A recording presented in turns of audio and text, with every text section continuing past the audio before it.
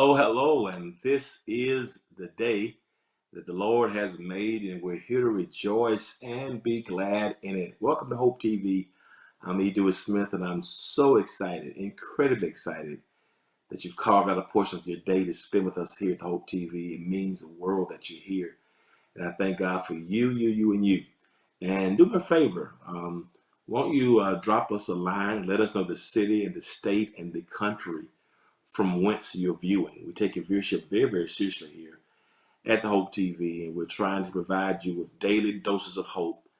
And your demographics help us to create content that may be unique to your specific areas. We take that very, very seriously. And thank you so very much for being a part. And drop me a line.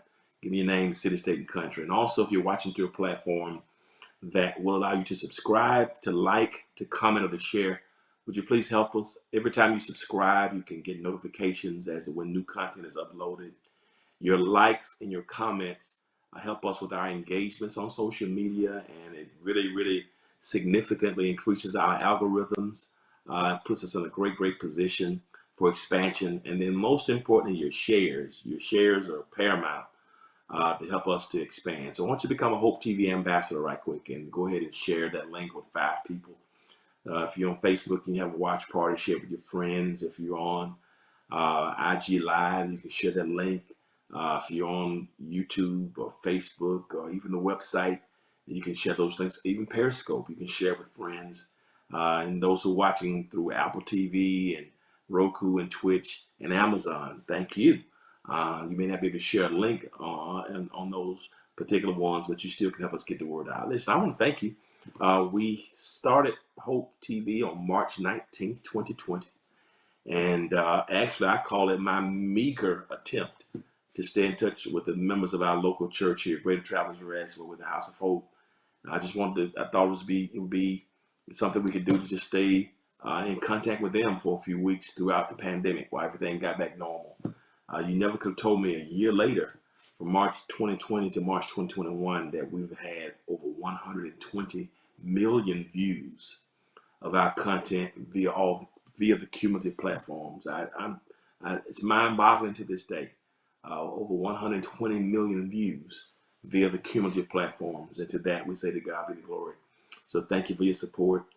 Continue to check out that Hope TV website, thehopetv.com. Check it out.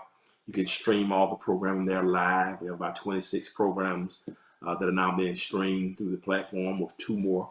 We just added one, Tea and Worship, last week with Mignon Bolton and Corey Butts. We've got 2 more shows that are coming on board in a few weeks. So to God be the glory. So if you want some positive content for the family, we have one for children now with Miss Kim on Saturday mornings. Just wide cadre of programs for your empowerment, for your hope, and your uplift. So to God be the glory. I appreciate you being a part.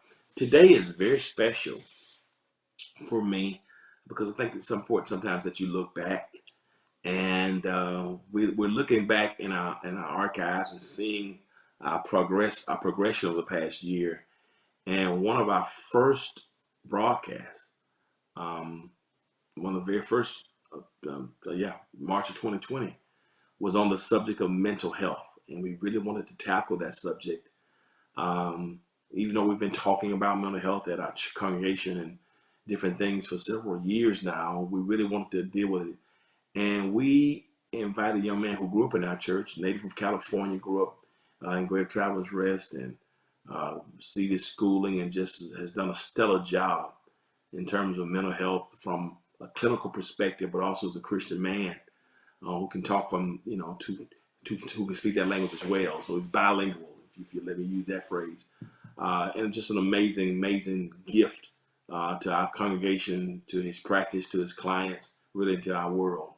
And we're going to come back today and just continue this conversation, coronavirus, 1 year later, and where we are right now. So I'm happy to have with us Dr. Gideon Winfrey, who's of Valiant Therapy and was on one of our first shows when we first got started. Welcome back, Dr. Winfrey. How are you, sir?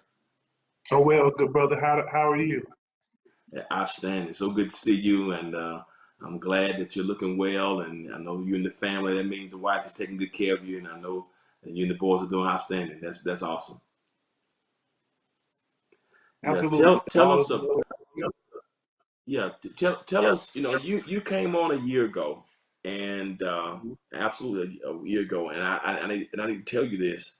I've spoken to so many pastors and leaders over the world who've utilized the template in some of our conversations. We were at the very forefront of this conversation, and I said it very humbly because we just trying to figure it out.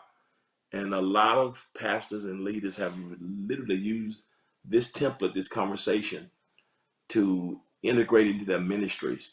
And I want to thank you for that. You came on and, you know, it just willingly gave and shared of your expertise to help people. And there are people that you will never know that you helped until you get the glory. So I want to talk about a couple of things. What do you see a year later in terms of this whole coronavirus pandemic and the mental health aspects? I want to see how has it impacted you personally. Wow. Oh, man, Pastor, that's a loaded question, but I can always count on you to give me the loaded question because I'm going to give it back to you as a loaded answer, good brother. Um, the first word that came to mind, Pastor, in my spirit was beneficial brokenness. Mm, Beneficial brokenness is what I've wow. seen in the past year, professionally and personally.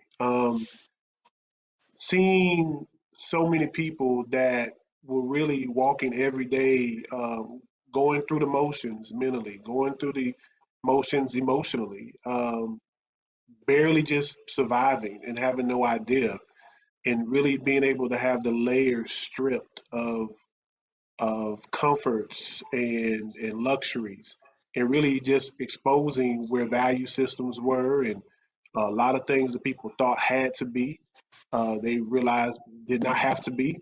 Mm, wow. Beneficial brokenness. That's what a phrase, what a book title, what a movie title, song title. I mean, and it's so apropos.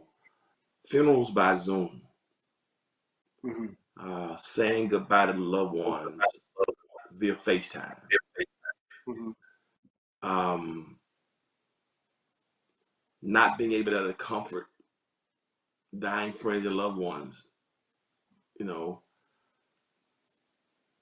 funerals with 20 people at them. mhm, Trying to find a way to bring closure. mhm, Um, Students and teachers that are struggling significantly. mhm, Um, but to see the numbers of people who've been inundated, you know, mhm, but for the first time are saying, I can't do this. I've mhm. been carrying these things, I've been leaking and hemorrhaging for a long time. What do you say to the people who are out there who've been taught to be strong and who have not taken advantage of services? I mean, you've been swamped and overwhelmed. What do you say to the people who are still trying to carry it, still going through the motions, have not taken care of their mental health? What do you say to those persons?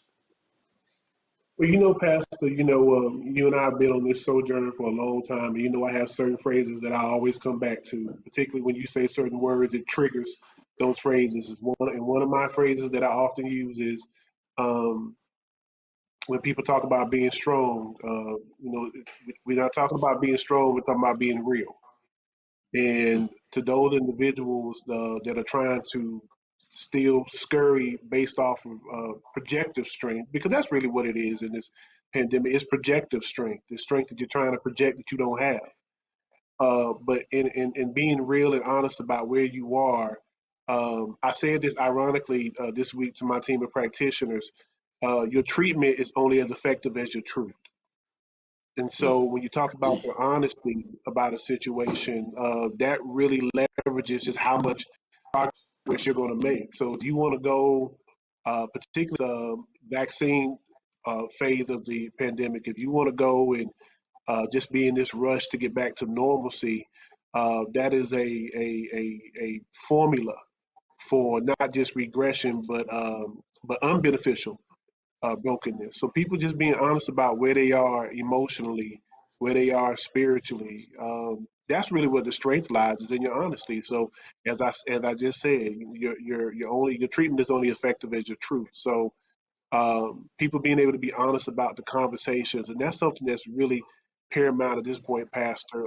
This pandemic has impacted people in so many ways that um, there are required conversations that have to be had, parenting conversations, relationship conversations, marriages, being able to say, hey, this is how I feel, and being able to be in a safe place to be able to say that without fear of being secluded or fear of being rejected. And so it all just comes down to truth, because that's really where your strength lies. I'm glad you mentioned that. About It's ironic because we haven't had this conversation about this whole thing with the parenting conversations. Hmm. Yesterday, and you're part of the church. We try to minister to everybody. We started a youth basketball league, AAU basketball league about 8, 9 years ago, Hmm. and so we have anywhere from 250 to 300 kids in our program, 40 weeks out of the year on the weekends. Hmm. Well, long story short, yesterday got word yesterday morning that one of the kids who just was at the gym Sunday, 14 years of age, right, riding the cab. I don't know if he was with someone, but long story short, he decided to steal a car, jumped in the car only to discover a 1 year old was in the back seat. So Hmm. this kid's been in our program since he was 6. Hmm. He was just there Sunday. Hmm. And, you know, not really, involved in basketball, not really going to school. I just think many of them who on the margins already, Hmm. I've talked about, that how those educational margins and expectations, and sometimes teachers are not, that we can find some who are not speaking life into you, speaking death. But I think this kid's got disconnected and bored. What do we say to the parents who may be dealing with kids right now? You yourself, have a teenager. How do we keep them engaged during this season so that type of fiasco doesn't happen like with the young man yesterday? One of the key things that I've had this conversation with so many of my families and patients that I work with. Again, I've seen just the impact of this in so many different areas. But the blessing in this is that it challenges us to press the reset button. I remember we said that when we did this a year ago, that any transition for that matter gives you the right to press the reset button. And when we press the reset button, it gives us the opportunity to look at everything that we've done, every routine, everything that we thought we knew, and be able to reevaluate it. But in order to do that, we have to take ownership and responsibility for what our circumstances are. Trying to maintain what we thought this was prior to is really unrealistic and is completely counterproductive. And to my parents, what I've challenged them to do is be able to have these conversations with, first of all, your God, yourself, and your children. Now, I believe in the order and the hierarchy. A lot of times, what I've done as a parent, my prompting of God tends to get me up like 3 a.m. We got this 2:58 a.m. and 3:59 a.m. thing going, and that's really when my house is the quietest. But me and God, we just go, we just have the adult conversations, being the head of my house and being the covering, and that's when I just really tell them everything that's on my mind and on my heart, just being transparent. And what I found is that prayer for me, and again, I promote this in my practice, being a faith-based practitioner. Prayer for me is where I filter out the poison of daily absorptions that I have through my practice or through life circumstances. And I put myself in a position to be able to say the needed things that need to be said, but without the poison that can come from it. And so, as a parent, it allows you to see it through God's eyes and be able to just get that daily check in as far as, okay, where are we in our household? And then having these conversations with our children. In my home, we've been blessed with vocations that allow us to be at home. So we've been pretty much here outside of the minor, going back and forth and whatnot. But check our children. Where y'all at? Let's be honest. Let's be real. Just going to school. Also tapering. How much information that your kids have exposure to. Asking them their understanding. So really, um, going from the, just listen to what I tell you as a parent to pulling them into the conversation as far as what's really your understanding of this, because this is going to be something that impacts you, all of us, for years to come. So when you have those conversations as parents, I believe that, ironically, something that God put in my spirit, probably for this show, something that God put in my spirit earlier this week, Pastor, he said that I would not allow any harm or mistreatment to come to anyone that's working on my behalf and in my will. And so Mm, that's something that really charged me as far as making sure that I'm in alignment and open to all of the different responsibilities that I have as a husband, as a parent. And so, um, when you don't assume that your children feel a certain kind of way, you're able to really minister and touch those parts of them, and then your children. You know your children, and then just being able to, um, speak to that spirit that may be brewing or bubbling. And a lot of times, when you address something as a parent, um, once that spirit has been exposed, it tends to go somewhere else. As I tell my parents, it just kind of repackages itself somewhere else. But that particular thing can be addressed. So in that situation, I see a young man that just really had the lull of just being idle, and then maybe someone just not checking in for whatever reason, not necessarily being critical, but just that daily check-in. I think that's something that parents have to keep in mind. It requires a daily, several times a day checking in. I mean, at this point, these kids have been in school virtually for a year. Is something that nobody was prepared for. And then the transition. Now, remember in our initial recording, we talked a lot about how, because we didn't know information, the anxiety that came from that. Well, another thing that sparks anxiety is lack of consistency. So you got some kids that transition back to school with this anticipation of it being the way that it was, only to go in there and out of a school capacity of 1,600, there's 200 kids there. So that had a very apocalyptic feel to them. So now you opened up a whole wow. another dynamic of mental health dynamics. And, yeah, the kids are back in school, but their mind is being challenged in a way that it's never had before. And so just that checking in is paramount daily, texting them, hey, you cutting the TV off, doing fun activities. So just doing something that, if they have to give up one part of their adolescent years or their childhood, you have to give them something in lieu of that. You can't just take something from them and expect them to figure it out, and then you give that idle space and time, and then you have situations such as this unfortunate situation with this young man where something took that space. So we have to fill that space with our love and honest conversations, and allowing them to be transparent and educating them through this process. And that gives us the ability to keep our hands on them and keep spiritual eyes on them as well. That's great. That's such great insight because I'm, our seniors in high school, my heart is just going out to them the past 2 years. You know how it is. You work all your childhood career education to get to this point, and you're supposed to celebrate that last year and the senior trips and the proms and all the things that go along with that and the graduation exercises to have all that stuff, just taken from me. And I think that's a great suggestion because I don't think people have thought about that. How do we add to them when they've experienced such a great deficit? That's a great point. Hmm. Hmm. Let me ask you this because I want to say a word too about you talked about being home and being able to do a Hmm. lot of what you do at home. What do you say to the Hmm. teachers who I didn't realize so many of them were struggling mentally? Hmm. Um, those who have their own kids, Cobb County, um, have already, they're going back to school.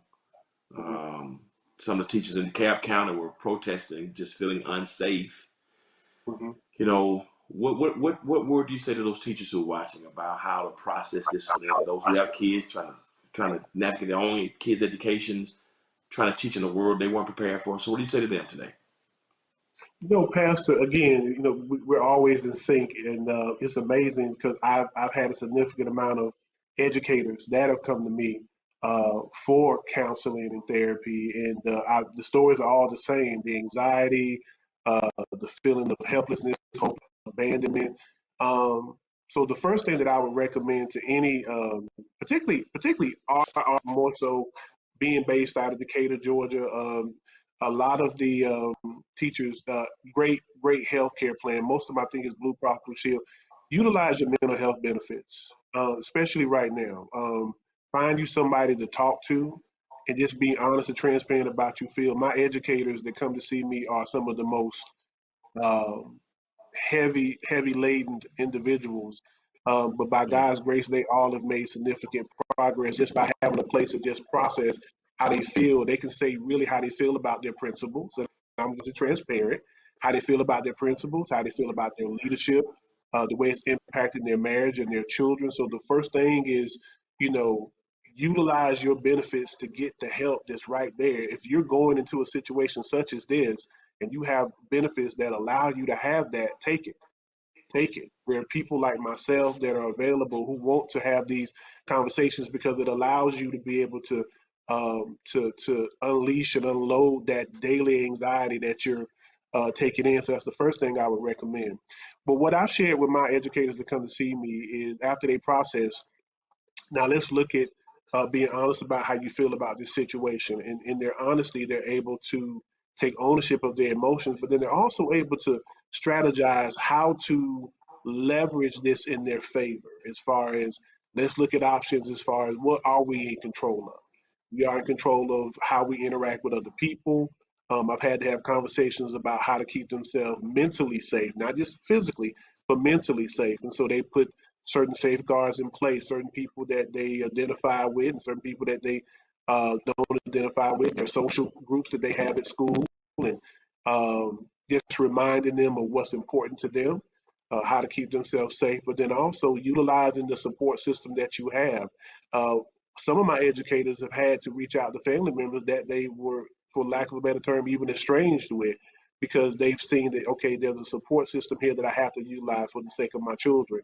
So thinking outside the box in terms of what you can do, but then also processing, is this the season for you to be an educator? Let's have that conversation. Looking at your value system and saying, okay, if you do have choices, nothing is absolute. I've been telling my educators that you have to return to work, yes, have to stay in this place. So just kind of strategize. So do we need an exit plan? Do we need an exit plan? What are some other attributes that we can look at? Do we have PTO time? How close are we to retirement? Like all the options that we evaluate actually has a therapeutic benefit because it's letting them know that they have options. And a lot of times when people see that they have options, it takes the anxiety away of something that they feel has been forced on them. So that would be what I would share with our educators, and just to thank them for what they do. And just if nobody else says thank you, Pastor Smith, myself, we thank y'all for what you do. I'm the product of a DeKalb County School, Southwest DeKalb High School. I would not be where I am without public school. But I also understand the importance of the fact that people need to be recognized that they matter, that you have families, and all those things are important. So even though you may not right now be feeling that, it's important just to hear that from individuals. You all educators have been heroes since day one. It doesn't take a pandemic to say that you all are essential. You've been essential, and we recognize that. And so I hope and pray that you allow individuals to minister to you, to just give you a portion of the return that you've deposited in countless lives.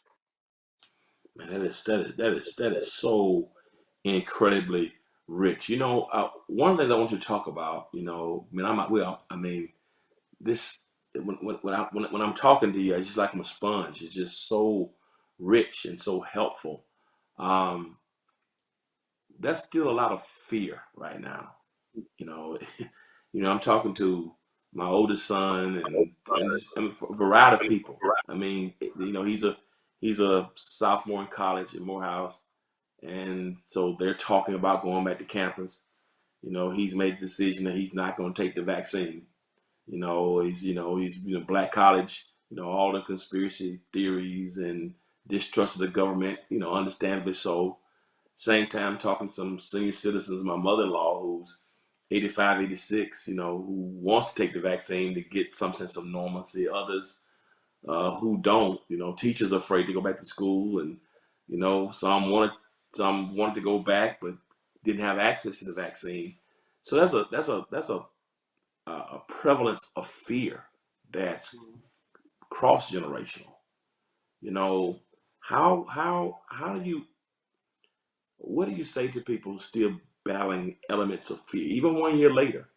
Even though we have more knowledge, more information, but people are still fearful of vaccine, fearful of going back to work, fearful of different strands, distrust of the government, you know, fearful of going back to church, going back to work, fearful of being around people, those who still stuck in the home. You know, what kinds of words would you share with those people who still battling those elements of fear? Okay. Well, the first thing that I would do, Pastor, whenever the concept of fear comes up, I think the first thing to do is to ask ourselves exactly what we're afraid of, because Hmm, fear has a immobilizing impact on us, and I think sometimes we don't even recognize when we're frozen. Um, hmm, we kind of enter into a state of just impasse, and we are aware, but we're not conscious. And that's hmm, what fear is.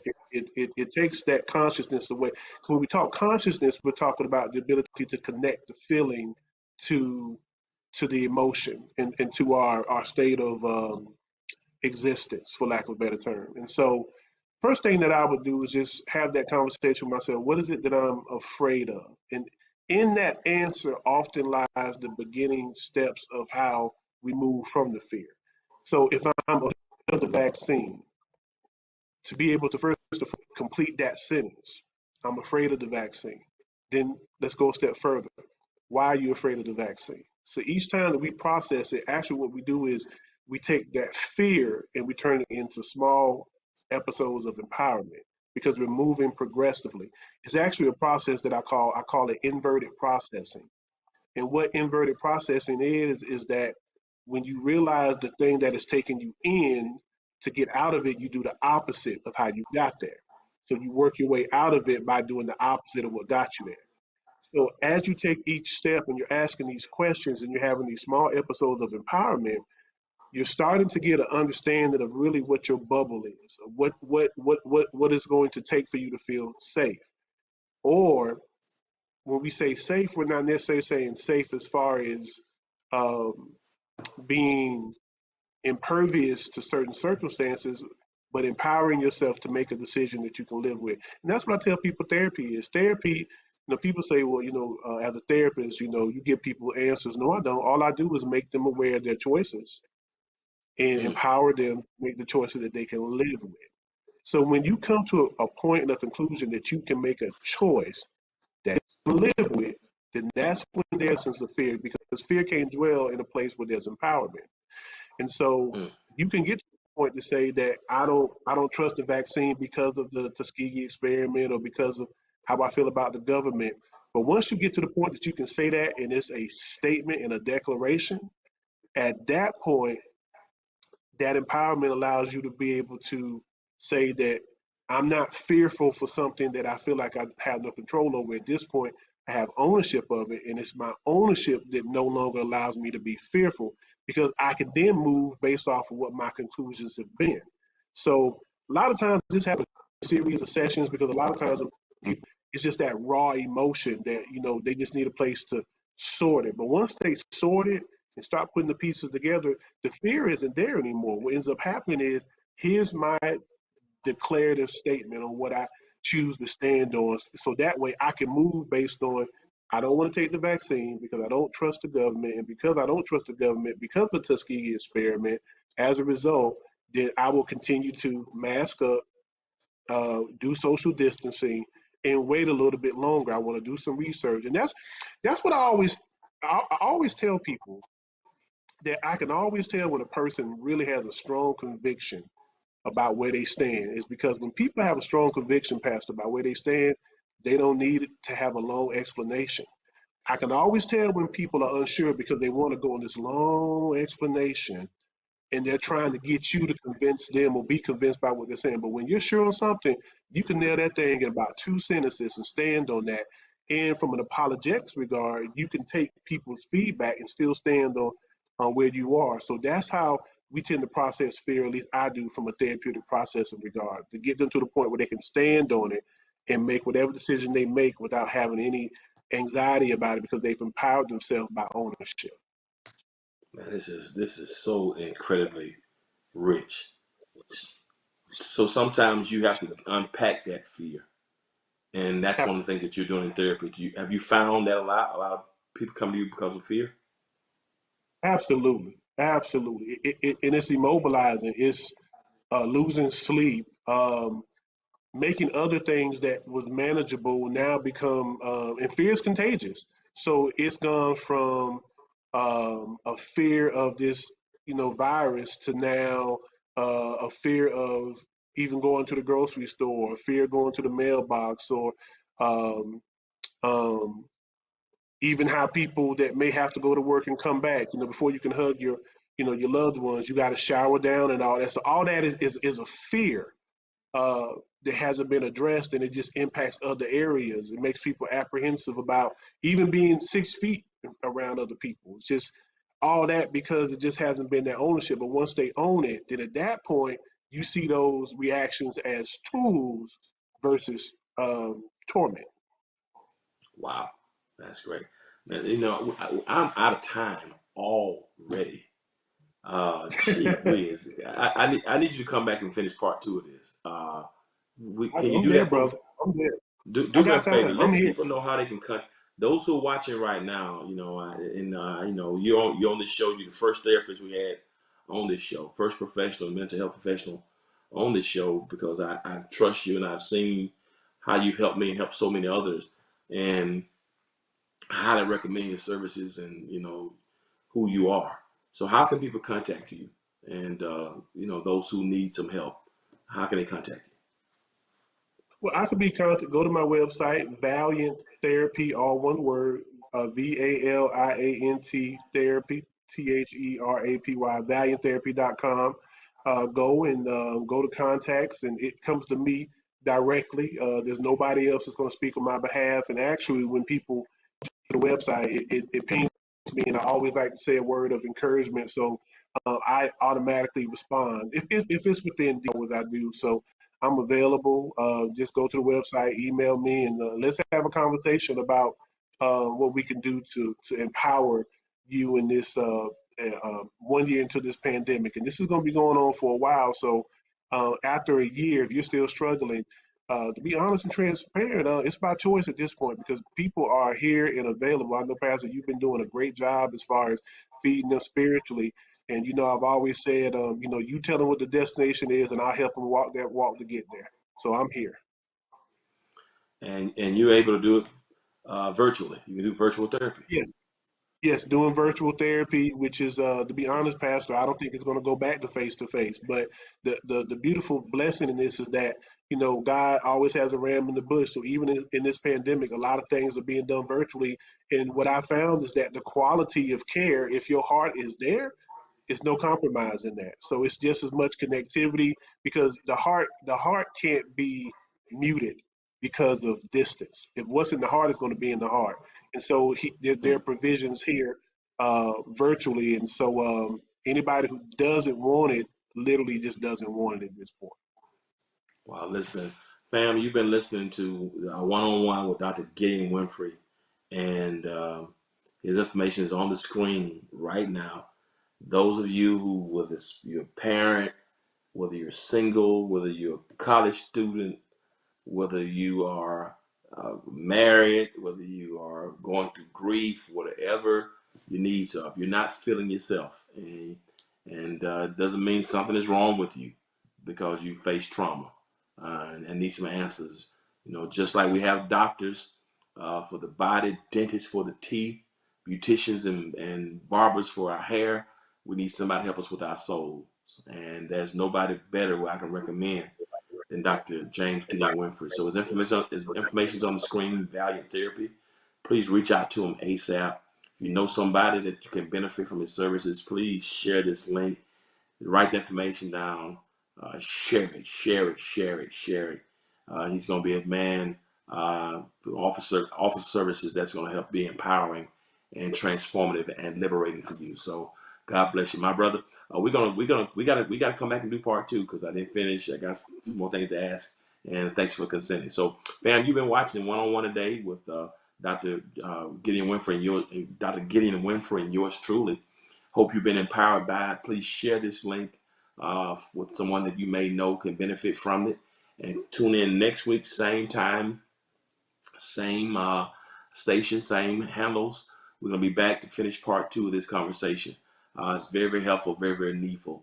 And in the words of John DeGea's, beloved, I wish above all that you prosper and be in good health as your soul prospers. Until next time, remember, you'll be good to God, God be good to you. Until next time, peace. Take care.